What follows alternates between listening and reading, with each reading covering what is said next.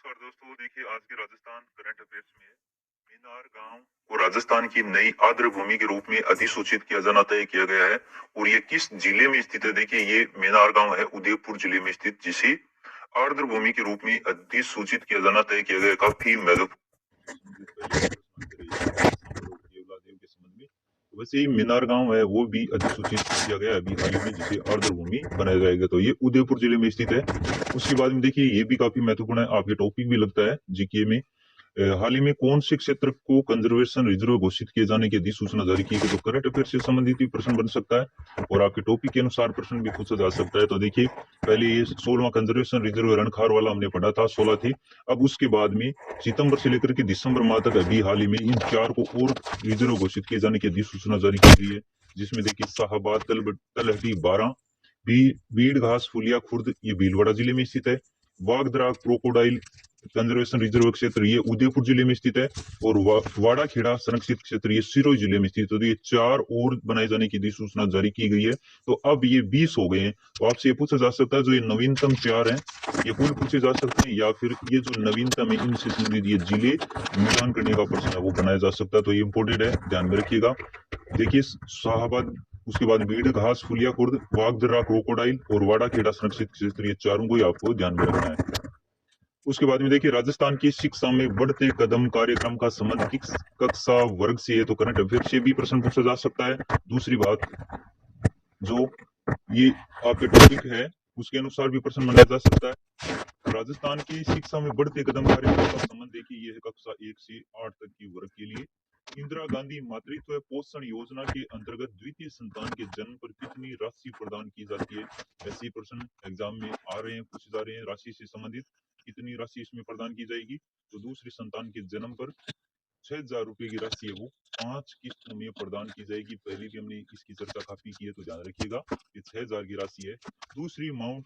दूसरी बार mount Everest को फतेह करने वाली दीपिका राठौड़ का संबंध किस जिले से है? तो दीपिका राठौड़ है नागौर जिले की, जिन्होंने दूसरी बार माउंट एवरेस्ट को फतेह किया है।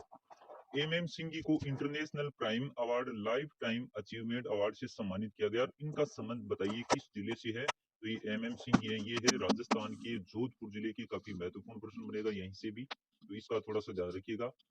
उसके बाद में देखिए राजस्थान की कृतिका कुलहरी का चयन वायुसेना में फ्लाइंग ऑफिसर की पद पर चयन हुआ है। तो इनका संबंध किस जिले से? चर्चित व्यक्तित्व होते हैं या चर्चित स्थान, इनसे संबंधित 3 से 4 प्रश्न तो यहीं से आपके कंप्लीट हो जाते हैं परीक्षा में। तो देखिए ये है झुंझुनू जिले की जो कृतिका कृतिका कुलहरी है, इनका चयन वायुसेना में फ्लाइंग ऑफिसर पद पर हुआ है और ये राजस्थान के झुंझुनू जिले की है। वहीं देखिए भारतीय तटरक्षक बल की पहली महिला पायलट कमांडेंट ये राजश्री है, इनका संबंध किस जिले से है? तो ये राजश्री है नागौर जिले की। राष्ट्रीय ग्रामीण आजीविका मिशन की ओर से वाराणसी में आयोजित वित्तीय समावेशन के मंथन कार्यक्रम, ये कौन सा है? देखिए ध्यान रखिएगा, मंथन कार्यक्रम में सूरती देवी को सम्मानित किया गया। इनका संबंध किस जिले से है? तो ये है जोधपुर जिले की सूरती देवी। ये प्रश्न बनने की पूरी संभावना रहेगी यहाँ से। ये जो राष्ट्रीय ग्रामीण आजीविका मिशन है, इसका देखिए वाराणसी में एक समावेशन के तहत एक वाराणसी में एक कार्यक्रम हुआ, मंथन कार्यक्रम। तो यहाँ पर सूरती देवी को सम्मानित किया गया है और ये राजस्थान के जोधपुर जिले की है।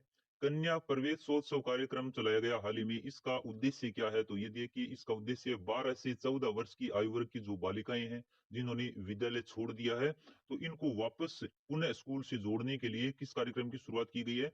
कन्या प्रवेशोत्सव कार्यक्रम की शुरुआत है वो की गई है। आगे देश की पहली semi high Vande Bharat train Rajasthan के किन शहरों से गुजरेगी? तो ये काफी महत्वपूर्ण प्रश्न बनेगा, इन जिलों का ध्यान रखिएगा। जयपुर, जोधपुर, कोटा और उदयपुर, यहाँ से जो देश की पहली हाई वंदे भारत ट्रेन है वो राजस्थान के जयपुर, जोधपुर, कोटा और उदयपुर जिलों से गुजरेगी। फिर विश्व की सबसे बड़ी शिव प्रतिमा का लोकार्पण नाथ द्वारा राजसमंद में किया गया और इस प्रतिमा की ऊंचाई है वो कितनी है? ये पूछा गया है और इसकी चर्चा हमने पहले भी काफी कर ली है। देखिए ये विश्वास स्वरूपम के नाम से जो प्रतिमा है, इसकी इसका लोकार्पण किया गया नाथ द्वारा राजसमंद में। या तो प्रश्न ऐसे पूछा जाएगा और इसकी ऊंचाई अगर पूछा जाए तो ध्यान रखना 369 फीट इसकी ऊंचाई है।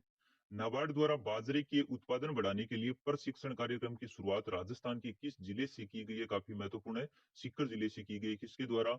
नाबार्ड के द्वारा बाजरे की जो उत्पादन है क्षमता वो बढ़ाने के लिए एक प्रशिक्षण कार्यक्रम है, उसकी शुरुआत राजस्थान के सीकर जिले से शुरू की गई है। राजस्थान में किस जिला प्रशासन द्वारा 28 स्मार्ट लाइब्रेरी बनाई जाएगी? तो देखिए, ये जो 28 स्मार्ट लाइब्रेरी है ये बनाई जाएगी बीकानेर जिला प्रशासन के द्वारा। और उसके बाद में आगे देखिए, वर्ल्ड डिसेबिलिटी डे पर राष्ट्रपति द्रौपदी मुर्मू द्वारा वैभव भंडारी को सम्मानित किया गया। इनका संबंध बताइए किस जिले से है? तो इनका संबंध है जोधपुर जिले से। चर्चित व्यक्तित्व में अगर प्रश्न पूछा जाए तो इसी प्रकार पूछा जाता है। ज्यादातर जो चर्चित व्यक्तित्व होता है उससे उसका जिला पूछा जाता है कि राजस्थान के किस जिले से संबंधित है। आगे देखिए, सर्वश्रेष्ठ महिला क्रिकेटर को दिया जाने वाला तीसरा सुंदर कांति जोशी अवार्ड हाल ही में किसे दिया गया है? तो ये नाम आपको ध्यान में रखने हैं, सोनल कलाल व अनाया गर्ग। एग्जाम में प्रश्न आ चुका है एक बार इनका। और ये जो सुंदरकांति जोशी अवार्ड है, एक बार तो इनके नाम पूछे गए, एक बार प्रश्न ऐसे है कि सुंदरकांति जोशी अवार्ड किस क्षेत्र में दिया जाता है? दो प्रश्न यहाँ से बन चुके हैं। तो ये सर्वश्रेष्ठ महिला क्रिकेटर को दिया जाता है और ये तीसरा दिया गया। देखिए, इनको अभी हाल ही में शुरू किया गया इस पुरस्कार को। और अगर आपसे अभी पूछे ताजा में तो ये सोनल कलाल व अनाया गर्ग को यह पुरस्कार दिया गया। राजस्थान में नया बटरफ्लाई तितली पार्क कहाँ पर बनाया जाएगा? तो ये उदयपुर जिले में बनाया जाएगा। जैसे यहाँ पर बर्ड पार्क बनाया गया था, वैसे ही बटरफ्लाई तितली पार्क भी उदयपुर जिले में प्रस्तावित है बनाया जाना। नेशनल एयर क्लीन प्रोग्राम के तहत किस जिले में प्रदूषण रोकने के लिए आईआईटी कानपुर के साथ एमओयू किया गया? जब कोई समझौता किया जाता है तो वो भी काफी महत्वपूर्ण हो जाता है।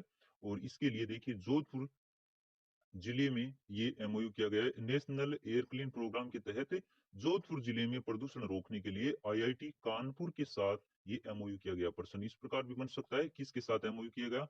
आईआईटी कानपुर के साथ। आगे, मिसेज इंडिया वॉशिंगटन 2022 का खिताब जीतने वाली सगुन अग्रवाल का संबंध राजस्थान के किस जिले से है? तो ये सगुन अग्रवाल जो मिसेज इंडिया वॉशिंगटन 2022 का खिताब अभी हाल ही में इन्होंने प्राप्त किया है, और ये राजस्थान के बीकानेर जिले की हैं। वहीं देखिए, स्वच्छ भारत मिशन ग्रामीण के तहत राजस्थान में किस जिले का चयन किया गया है? तो देखिए, कौन सा ये प्रोग्राम? स्वच्छ भारत मिशन ग्रामीण, और इसके तहत राजस्थान के सिरोही जिले का चयन किया गया है। और इसका टारगेट देखिए क्या है, 31 मार्च 2023 तक इसे ओडीएफ प्लस घोषित करने का लक्ष्य भी सरकार ने दिया है। ये समय आप ध्यान में रखना थोड़ा सा, 31 मार्च 2023 तक इसे ओडीएफ प्लस घोषित करना होगा।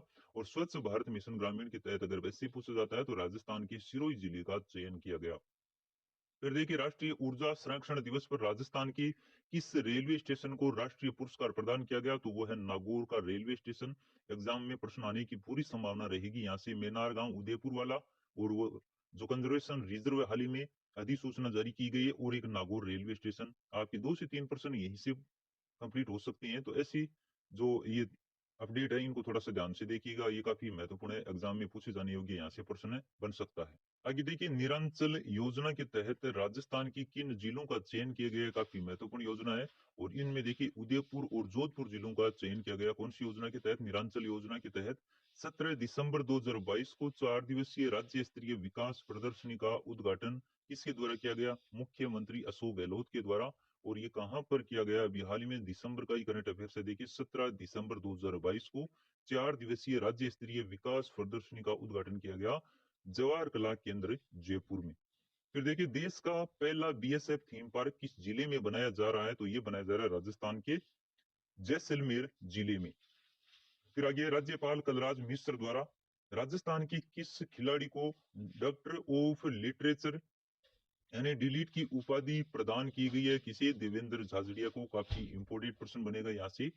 चर्चित खेल खिलाड़ी देखिए, राज्यपाल कलराज मिश्र के द्वारा देवेंद्र झाझड़िया को हाल ही में डॉक्टर ऑफ लिटरेचर की उपाधि है वो प्रदान की गई है।